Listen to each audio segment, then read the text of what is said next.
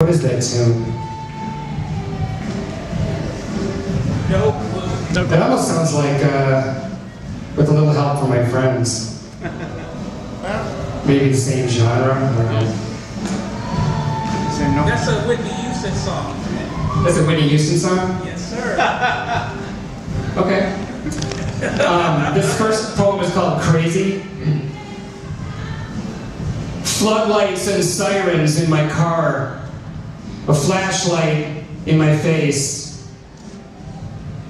Do you know why I pulled you over? He asked for my license. I saw him in my rearview mirror, writing down information from a strange hieroglyph of a loon in my head. That's why I dreamed of entering a police station and asked a cop behind bulletproof glass for directions out of self as reference point. He should know, having access to the loon in my head. Thanks. This is called The Guardian.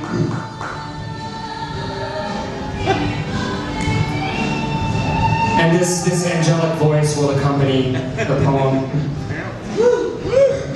A basement apartment, sweating out the addiction. A fever on the verge of breaking.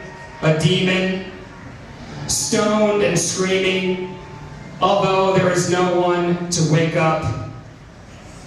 A window shatters in the opposite direction of the search.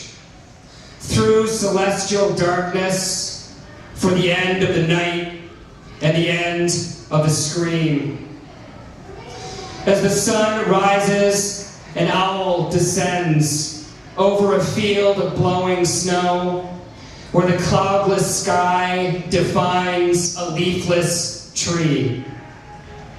Landing, he is a wolf, fur wrinkled in between the eyes, teeth glistening, growling and ready from a separate point of view to attack. It's the place where darkness ends and the mind, that is free will, must choose innocence or madness. Huddled against the tree, the wolf has transformed. First the shadow is seen, then the embodiment of dualism, the perpetually agreeable, slow-healing angel. The face, a tangibility pervaded by half flesh and half dream, and pained by the shrill brightness of ancient grief, is childlike. Wounded and bleeding from a violent struggle, only as important as life and death, between where one is and where one wants to be, to merge looking within and looking without. How quickly the guardian heals when the struggle is over, the slow lifting of wings, transforming into the wide open, eternal instance of light. Thank you.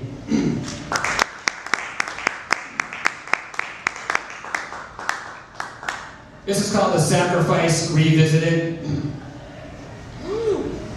Nature always said, don't mention it to the bear. What's mine is yours. So indivisible from hunger, food, and someone else's garbage can, she was shot, skinned, and left to rot on the path, leading from the campsite to a stream bridged by a gravel road. Clear, firm feet on rocks, under the knee-deep, winking glide of ceaselessly patient constancy. A giant Winnebago roared by, exploding exhausted dust. The exhilarated, baptized body was, in the same instant, sacrificed in the infrared blink of an ascending owl. Her shadow crossed the water, a portion of which was carried in a canteen back to the campsite and boiled in a pot for oatmeal with raisins. After her lecture, the dead bear, turning into soil, said, "Go write me a poem." Thanks. This is called meditation. Nature is silent, so as to compel the movement of the sun that all morning was time. Now distances the plush, moss-covered rocks and black trees are dependent upon each drop of rain, brightening the contrasts between the colorless sky and lime-colored leaves.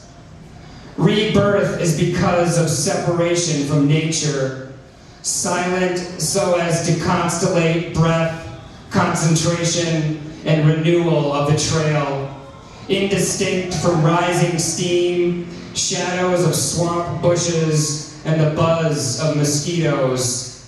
Each step, boots streaked with dew, ahead of the last, gone. A sudden clearing, a coat of twigs on the ground, pine trees creaking. Nature is silent so as to make a pure sacrifice into the creation of sound, flowing, gray dust cooling, surrounded by charred stones. Thanks. This last one is called Place.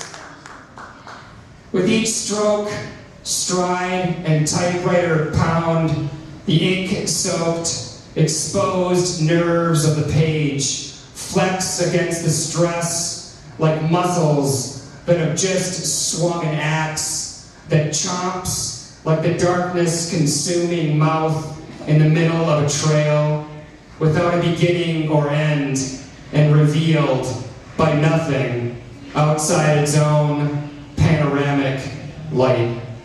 Thanks very much.